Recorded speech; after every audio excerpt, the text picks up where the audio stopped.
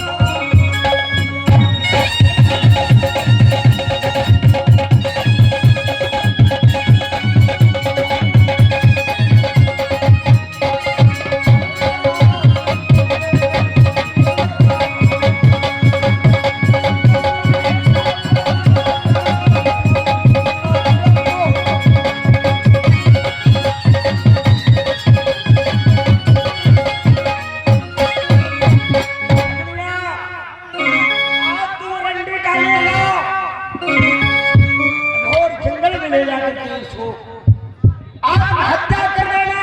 अच्छा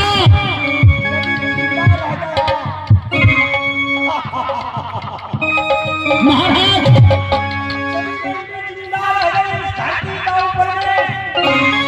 तो तुम्हें वो दुर्दशा होगा, खाल खींच कर भूसा भर देंगे। महाराज यह आप क्या कह रहे हैं? जब मैं दारू पी लेता हूँ तो खसी बन गया, मारते से भैया मुझको दर्द नहीं आता। मारो हो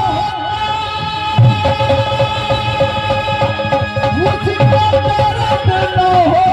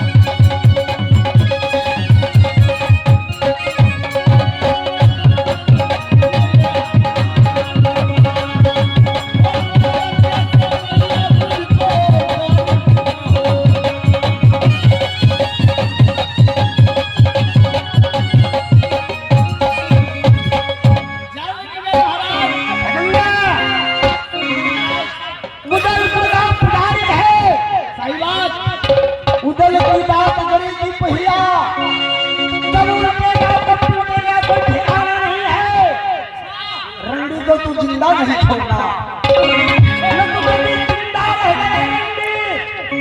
तो कान खोल कर सोने